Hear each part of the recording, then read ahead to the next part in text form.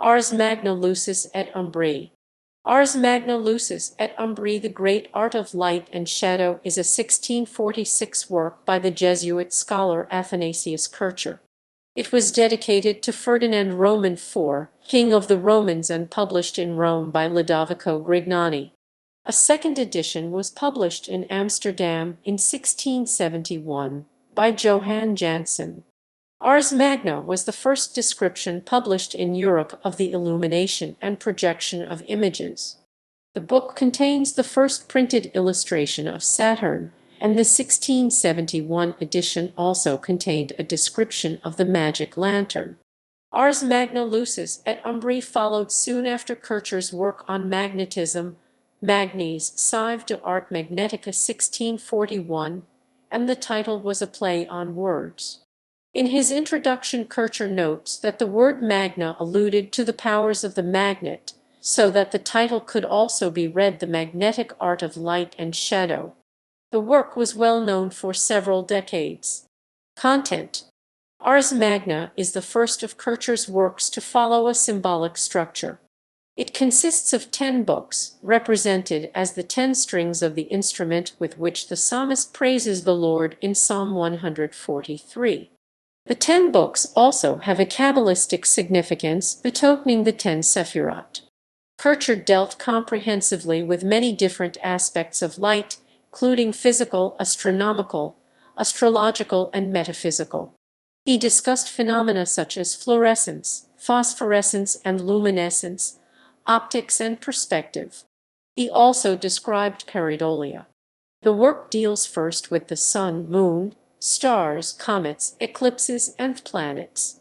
It also discusses phenomena related to light, such as optical illusions, color, refraction, projection, and distortion. The work includes one of the first scientific on phosphorescence and the luminosity of fireflies. He devoted much care to descriptions of instruments such as sundials, moondials, and mirrors that make use of light. He had written extensively on these subjects in an earlier work, the Primici Nominici Catratrici. Kircher also discussed the magic lantern. He is sometimes incorrectly credited with inventing this device. In the section Cosmometria Mnemonica, Kircher set out to show how, by measuring sunlight and shadow, it was possible to measure the universe itself. He estimated the depth of the Earth's atmosphere, the distance between the Moon and the Earth, the diameter of the Sun, and its distance from the Earth. The book concludes with a verse. Disperges radiis animi fulgentibus umbras. Ut tua sit me lux lux me sit tua lux. Disperse the shadows of the soul with splendid rays, so that your light be mine, and my light yours. Illustrations. Ars Magna Lucis et Umbrae contained 34 engraved plate illustrations. The illustration of Saturn was a woodcut. The planet was represented as a sphere with 2 nearby ellipses, as the existence of the rings had not yet been discovered in 1641. By the time the second edition was published in 1671, it was understood that Saturn had rings and not 2 large satellites, but Kircher did not correct the illustration and it was reprinted unchanged. Frontispiece. A frontispiece for the book by Pierre Miot combines the physical, metaphysical, and allegorical qualities of light. It depicts 3 realms: the divine, the starry, and the earthly. In the divine realm, the name of God appears in the Hebrew tetragrammation, surrounded by the 9 orders of angels.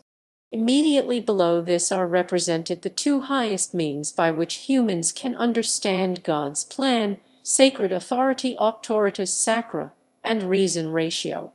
In the center of the starry realm below is a celestial sphere with the signs of the zodiac. On the left side, the sun god, his body marked with the signs of the zodiac that govern the respective parts of the body.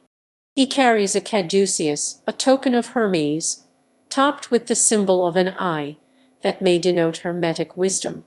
His feet rest upon the double-headed eagle of the Habsburgs. From the clouds beneath, a hand emerges holding a lantern revealing the text of a book, labeled profane authority auctoritas profana, that is, the writings of ancient pagan philosophers and other authorities. Facing the sun god is the moon goddess, covered in stars and holding a shield which reflects the light of the sun down to the earth below. She holds a staff topped with an owl, symbol of Athena, and her feet rest on a peacock, symbol of Juno.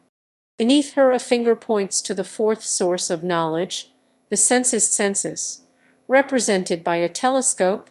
Ars Magna contained Kircher's own drawings of sunspots.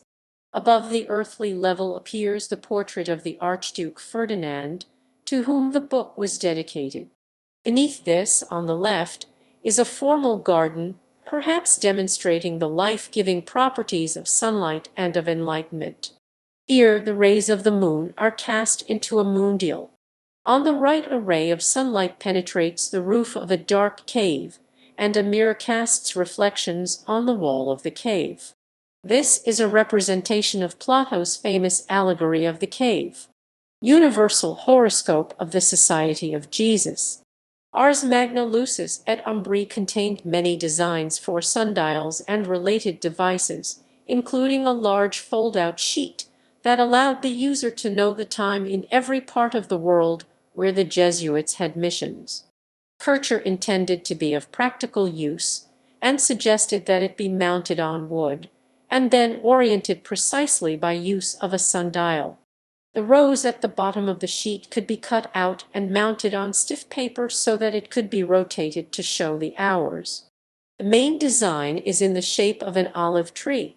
When the sheet is hung vertically, with pins placed at the nodes of the tree, the shadows of all the pins align to spell IHS, the logo of the Society of Jesus. Magic lantern. Kircher's unusual depiction of the magic lantern has been taken by some critics to mean that he had not actually built one or seen it operate.